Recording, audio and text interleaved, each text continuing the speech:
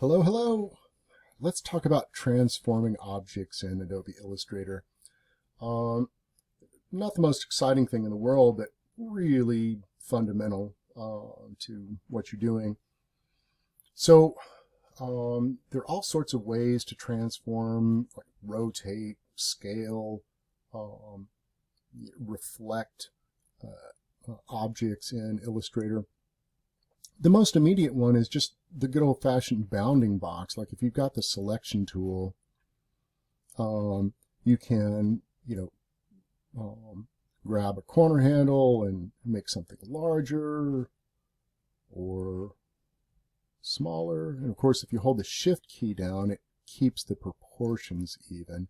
If I don't hold the Shift key down, I can, go anywhere with this.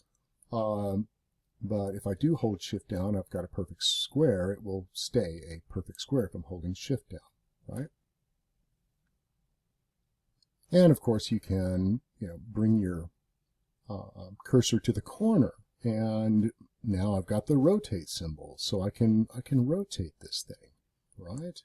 And in fact, here, if I hold Shift down, I will rotate in a more precise way, right?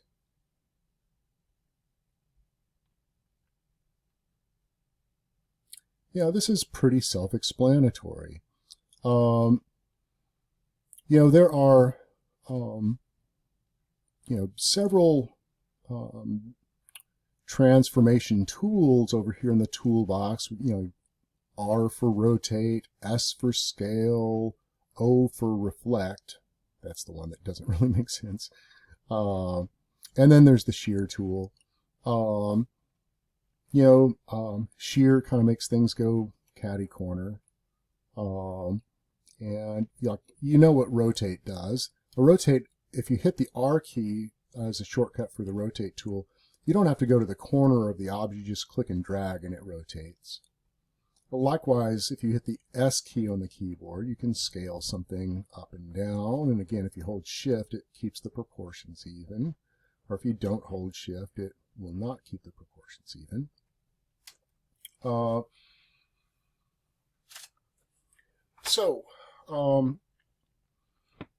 That's, like most of the time you're going to either be using the bounding box or using one of those tools. If you just, R for rotate, S for scale, O for reflect are the ones that you really should try to remember the shortcuts for, because you'll use them quite a bit. You know what?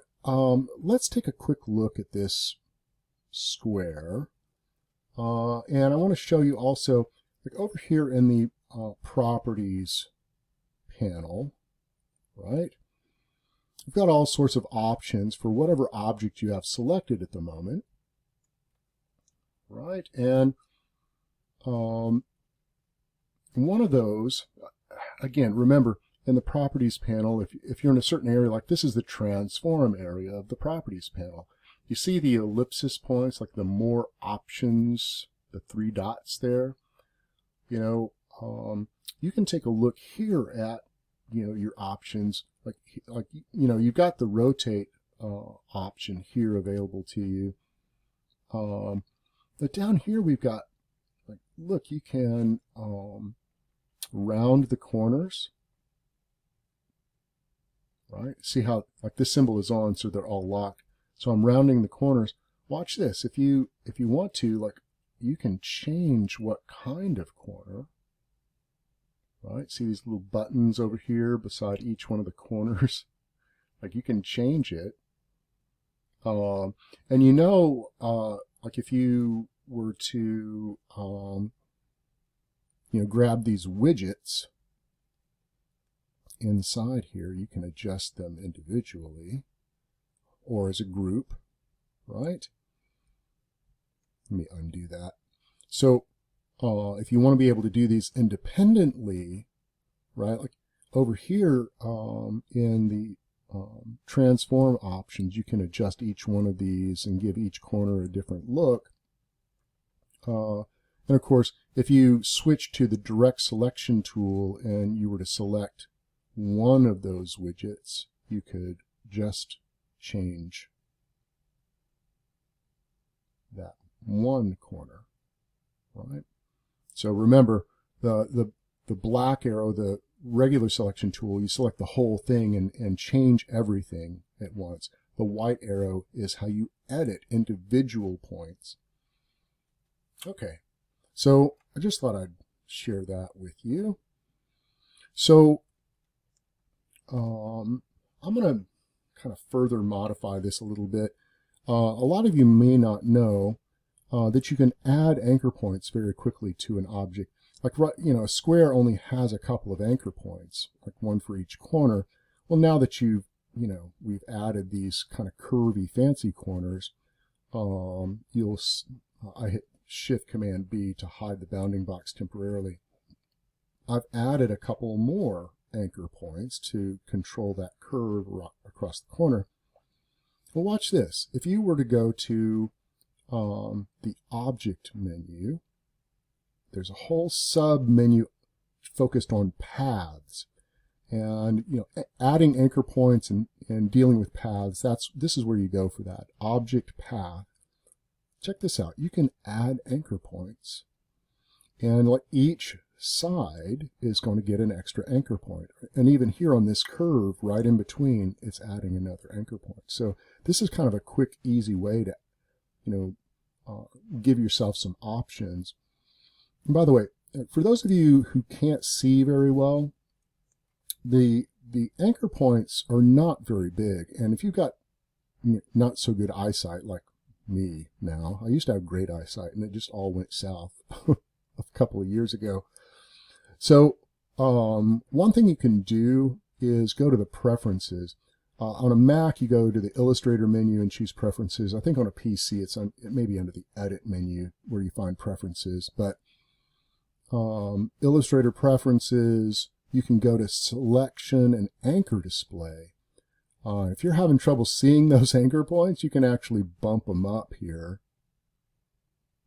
See how much larger they are now? So for those of you who are really... Now, I've been asking for that for years. The good people at Adobe finally figured out that their anchor points are way too small. So I can see those a little better now. All right, so I'm going to get the white arrow, right, the direct selection tool.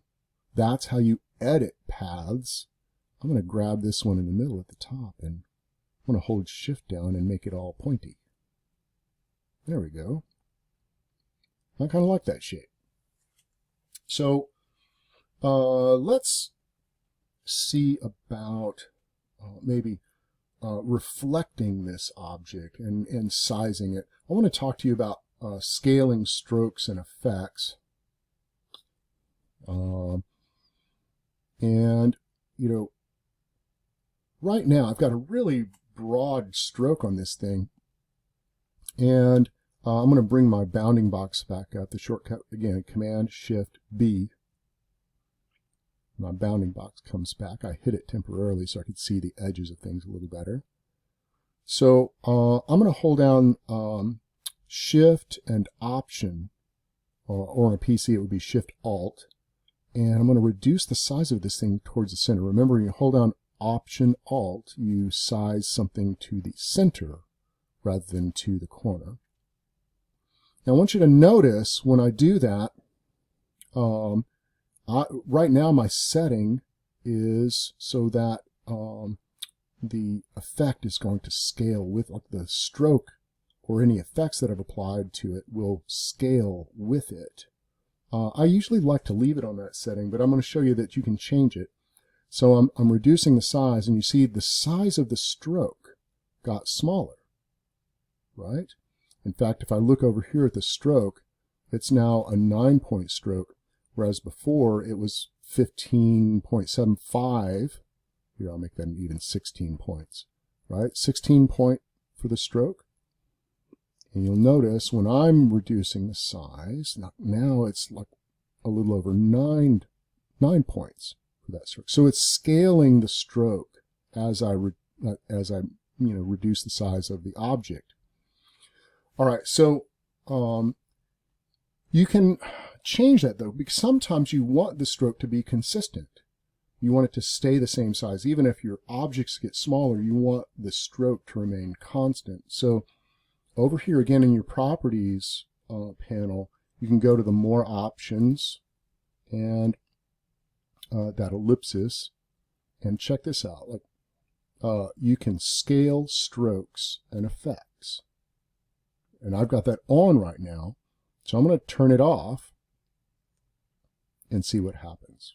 Now, when I come over here and Option Shift, click and drag to make it smaller, look, the size of the stroke has remained consistent. It's still 16 points, right? So you need to be aware of that. If it's driving you crazy that your stroke's not getting smaller, then you need to come over here, right, to your properties panel and change that setting to turn on scale strokes and effects. And likewise, if you need it to be consistent, you know where to go to find that, right? Okay, so I'm going to go ahead and make it smaller, scale them down. Okay. All right, so let's talk about reflecting something. I'll do this a lot. Like, I'll not just reflect it to make a mirror image of it, but I'll copy it at the same time. And the way that you do that is by, like, for instance, if I want another one of these pointing back, this, at the original, I'm going to hit the O key on the keyboard to get the reflect tool, right? And again, these are all nested together: rotate, scale, reflect, shear. Check this out. I'm going to, with that tool, I'm going to option click right above, oops, hang on, hold down option, select the object first, hold down option with the reflect tool selected and click. And now I get the reflect dialog box, and I can, for instance, flip this on a horizontal axis, or I could flip it vertically. Of course, it's symmetrical, so I'm not seeing any difference that direction, but I'm flipping it on the horizontal axis to make a copy of it above. And well, you have to click copy. If you just click OK, it's going to reflect it. But if you click copy, it makes a copy reflected for you. And that's true if you're rotating or scaling. You can, rotate something and make a copy as well, right? Okay, so another thing that's kind of handy on occasion is I'm going to delete that. Goodness. So I'm going to transform this. All right, check this out. There's a function up here. If you go to the object menu, and this is where you find more ways of transforming. Like you can move things with precision, again, rotate, reflect, etc. But check this out. There's the transform each option. Okay, and this allows you to do lots of things all at once. Like I can scale this, like I've got it set to scale down 75% of the original. I can move it, say, 1 inch, or maybe I'll do half an inch.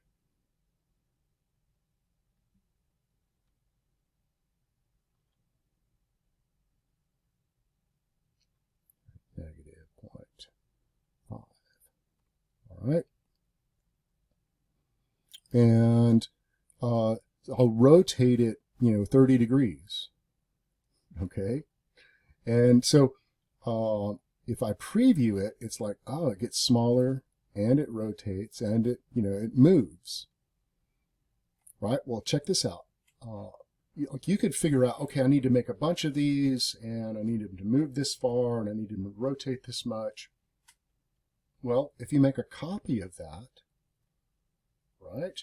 You can actually keep the same settings and continue with the process. Look, I'm going to hit Command D. That will continue with the previous process, making it smaller and rotating it and moving it. Okay, pretty cool. All right, so there's that. Now, let me show you something else kind of cool. I'm gonna, I don't know if you remember, but you can make like a pie shape with a circle. Like if you draw an ellipse, you can, adjust it to make a pie shape. Well, again, over here under the properties, if you go to the more options, ellipsis points, you can actually come down here to these pie settings, like the start angle and the end angle. I'm going to set the end angle to 30 degrees. All right. So, and when I click in another box, it sets that to 30 degrees. Pretty cool. All right. So check this out. I'm about to do something that is going to require the stroke to behave a certain way. So I've got a 3-point stroke on this right now. You guys know that if you click this like stroke or fill, you've got more options here. And for a stroke, you can set the stroke so that it follows the edge of the path, or in this case, I'm going to move it to the interior of the path. And you've got different caps that you can play around with, different styles of corners that you can play with. You can make a dashed line here. But I just want to move the stroke to the interior of this shape, which I did. And I don't know if you can see that. As if I increase it, see how it's going towards the center of the shape instead of along the outer edge. All right, so check this out. I set that to a 30-degree pie, right? Piece of pie. If I get the rotate tool, the R key on the keyboard, you see the center of rotation. It's kind of hard to see, but you can click on that little center of rotation and move it anywhere, and it'll rotate around that spot. Well, what I'm going to do with the rotate tool, again, if you Option or Alt click a point, and I'm going to click right on this anchor point, and I've got a 30-degree piece of pie. If I rotate it 30 degrees, the preview, I always click the preview to see the before and after. All right. The key, if you're doing something like this, rotating to make a circle, you've got 360 degrees. You got to do the math, like 30 degrees, 30-degree pie.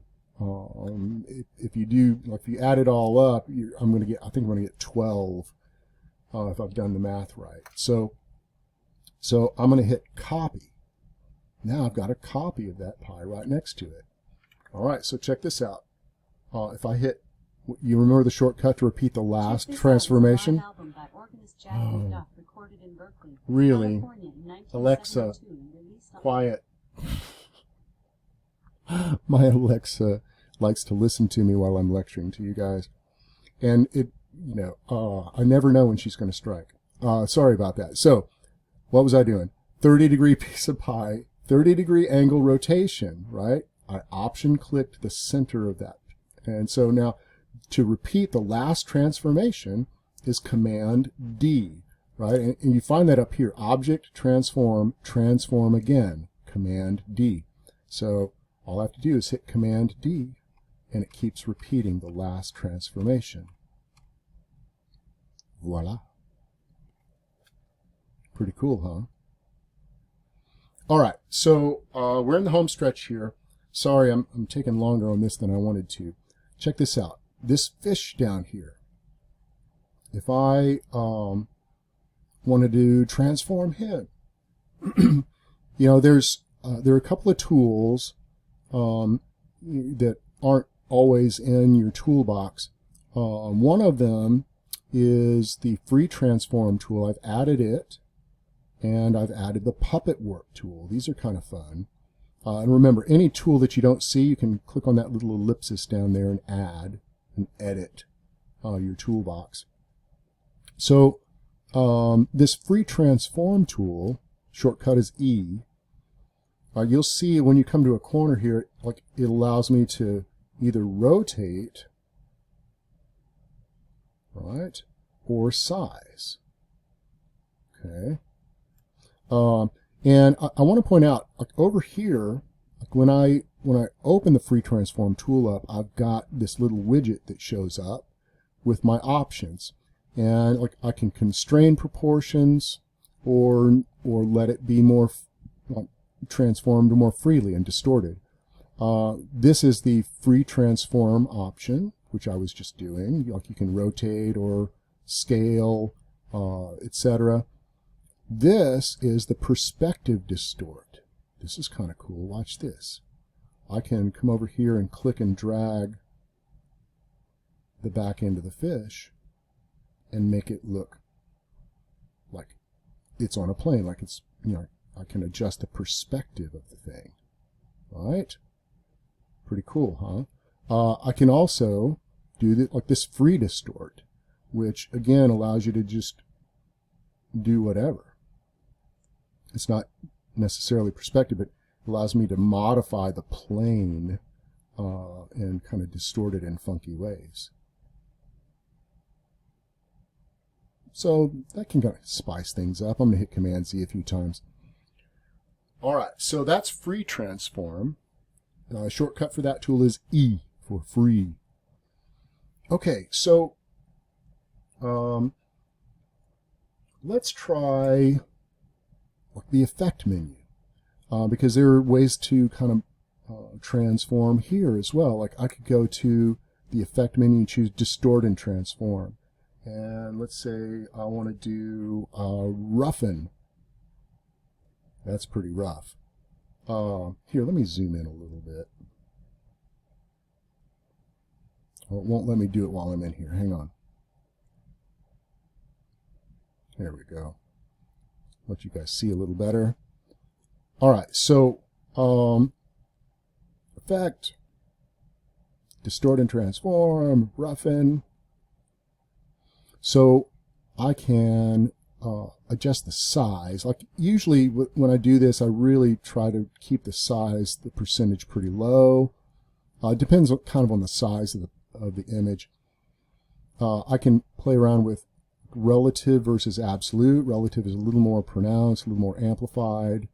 I can increase the detail, right, which makes it a little more scribbly. And I can choose smooth points rather than corner. All right, so like you can dial up, you know, to kind of roughen this a little bit so that it doesn't look so precise, right? Like when you roughen things, it doesn't look so perfect anymore, which, you know, can be a benefit. Anyway, I'm going to undo that. Let's try to warp it.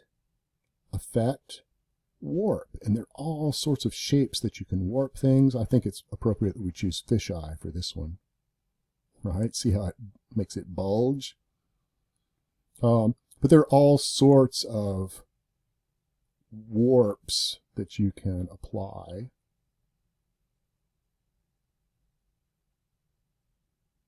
Okay.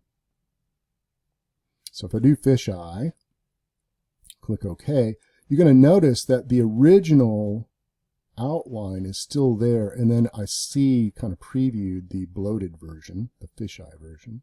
If you ever decide, you know what, I need the lines for the fisheye version, what you do is you go to the object menu and choose expand appearance, right?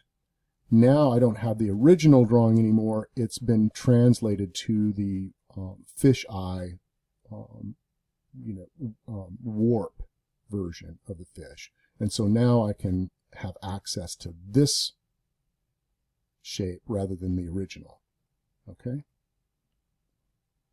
All right. So again, that's object expand appearance.